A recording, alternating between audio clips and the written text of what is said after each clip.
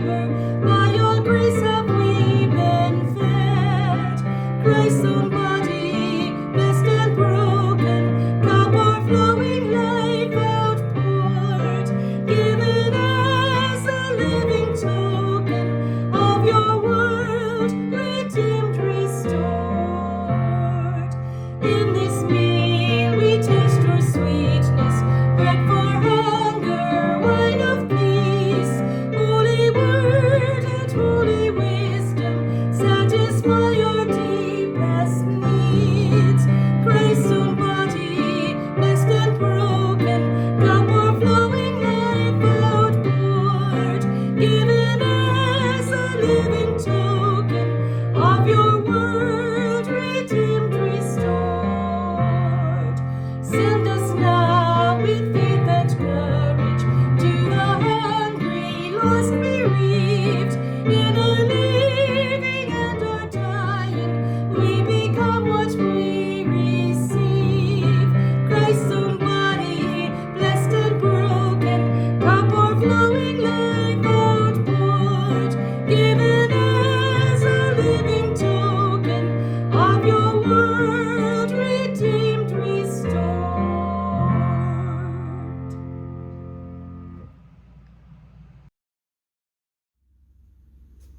A reading from the 6th chapter of John. Jesus said to them, I am the bread of life. Whoever comes to me will never be hungry, and whoever believes in me will never be thirsty. Then the people began to complain about him, because he said, I am the bread that came down from heaven. They were saying, Is this not Jesus, the son of Joseph, whose father and mother we know? How can he now say, I have come down from heaven? Jesus answered them, Do not complain among yourselves. No one can come to me unless drawn by the one who sent me, and I will raise that person up on the last day. It is written in the prophets, and they shall all be taught by God. Everyone who has heard and learned from God comes to me. Not that anyone has seen God, except the one who is from God. This one has seen God. Very truly I tell you, whoever believes has eternal life. I am the bread of life. Your ancestors ate manna in the wilderness, and they died. This is the bread that comes down from heaven, so that one may eat of it and not die. I am the living bread that came down from heaven. Whoever eats of this bread will live forever, and the bread that I will give for the life of the world is my flesh. I will bless the Lord at all times. The praise of God shall ever be in my mouth. I will glory in the Lord. Let the lowly hear and rejoice. Proclaim with me the greatness of the Lord. Let us exalt God's name together. I sought the Lord who answered me and delivered me from all my terrors. Look upon the Lord and be radiant, and let not your faces be ashamed. I called in my affliction, and the Lord heard me and saved me from all my troubles. The angel of the Lord encamps around those who fear the Lord and delivers them. Taste and see that the Lord is good. Happy are they who take refuge in God.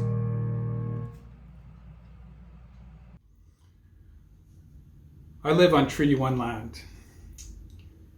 I live on Treaty 1 territory, the land of the Anishinaabe, Cree, Oji-Cree, Dakota, and Dene peoples, and the homeland of the Métis Nation.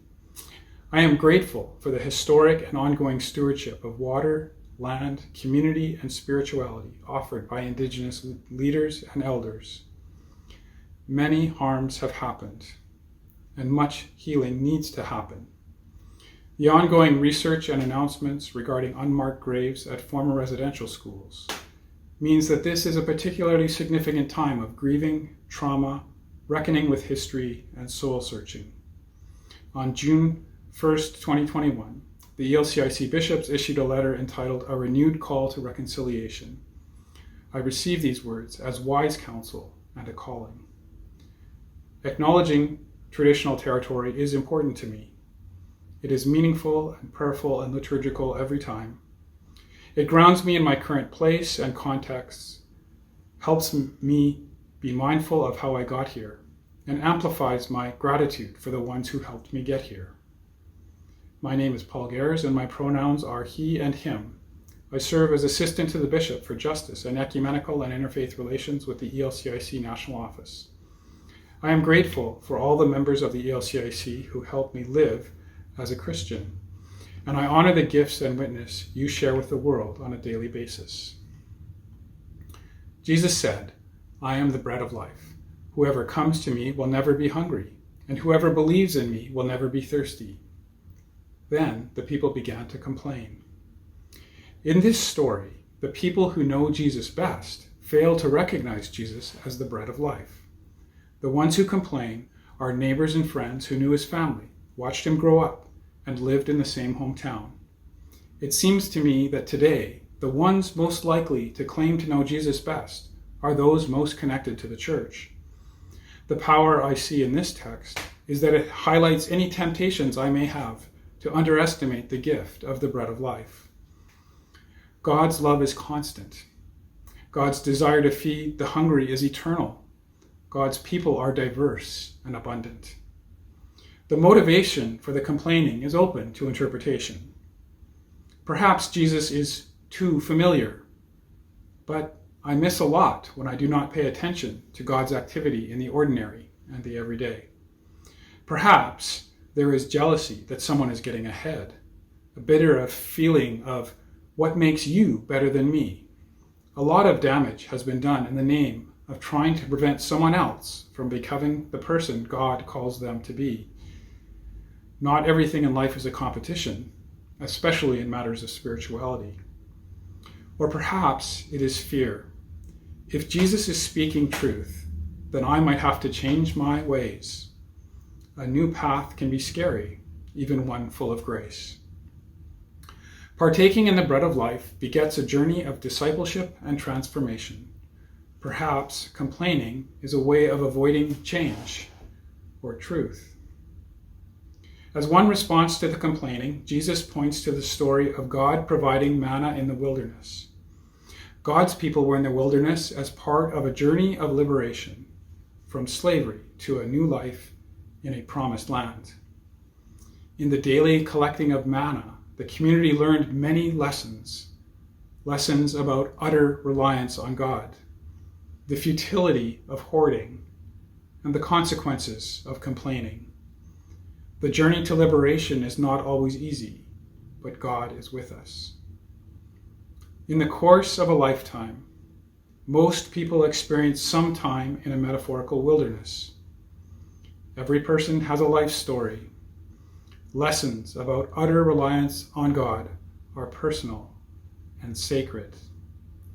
It is a hard truth that some people have more and longer wilderness experiences than others do. It is also a hard truth that some people experience much more oppression than others do. The manna story reminds us that it is God's desire to liberate people and establish justice. Seeking justice and reconciliation are essential elements in the life of every disciple. Personally, I describe this as a calling to value persons, respect creation, and build community by seeking peace, justice, and dignity for all, and a calling to live with integrity, creativity, and a deep sense of the holy. In recent years, I have been growing more conscious of how much my own privilege influences how I perceive the world. The more I listen, the more I hear stories of how systemic racism and other forms of oppression continue to inflict harm in individuals, in communities, in societies, and in the church. I feel a deeper calling to self-awareness and a desire to create safe spaces for listening. At the same time, I have a growing sense of my own need to be transformed by God in order for God's mission of liberation to be fully achieved. Regularly, Jesus and I have frank discussions about whether I am part of the problem or part of the solution. Experiences that create meaningful transformation commonly include moments of discomfort, especially if I am hearing that my own actions have had a negative effect on other people. It requires commitment, hard work, and prayer to be present and engaged in the midst of discomfort. I remember the first time I took anti-racism training. It was required training because I was serving as an ecumenical partner on an Anglican committee. I felt upset and indignant by one of the exercises. I began to complain. As we debriefed this in a small group, one person in my group, who is a black man and a priest, looked me in the eye and with abundant grace asked me, "Paul, how often do you think about the color of your skin?" "Almost never," I had to admit. He replied, "I think about it every day." It was for me a transformative moment that marked the beginning of a long and ongoing journey. His words continue to sustain me in multiple ways. In 2015, the ELCIC National Convention repudiated the doctrine of discovery. As a church, we confessed that this doctrine encourages patterns of domination and oppression that continue to afflict Indigenous peoples and the land today.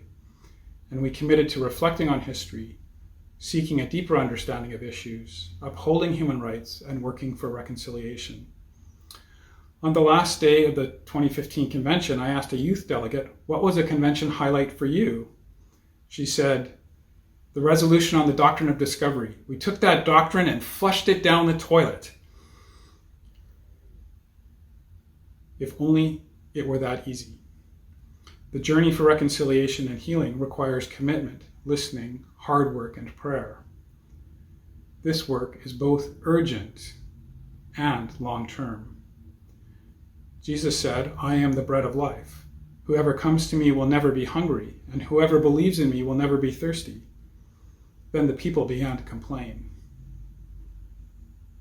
But Jesus did not stop. He continued to feed, to heal, to teach, and to love. He continued all the way to the cross, where he himself said, "I am thirsty," and to the resurrection, where he said, "Peace be with you. Feed my sheep, and follow me." We live with parallel realities. On the one hand, God claims us, loves us, holds us, and honors us for who we are. We never need to doubt this. We spend our lives learning the depths of this truth. On the other hand, God desires a world without hunger and thirst. As long as there is hunger and thirst, there is more work to do. We spend our lives being transformed and working for transformation. Radically loved and affirmed. Radically called to transformation. Thanks be to God who gives us a faithful community so we never journey alone. Thanks be to God who gives us the bread of life in order to sustain us on the journeys of discipleship, transformation, and liberation. Thanks be to God who so loves the world.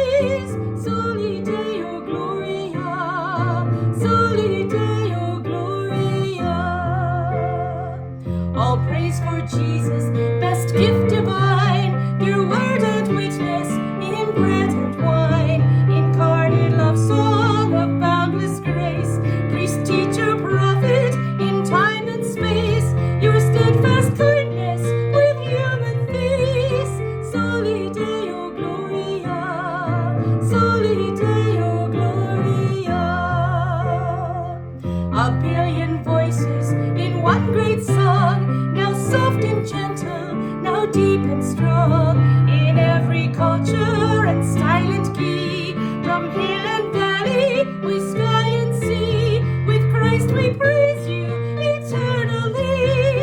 Soli Deo Gloria, Soli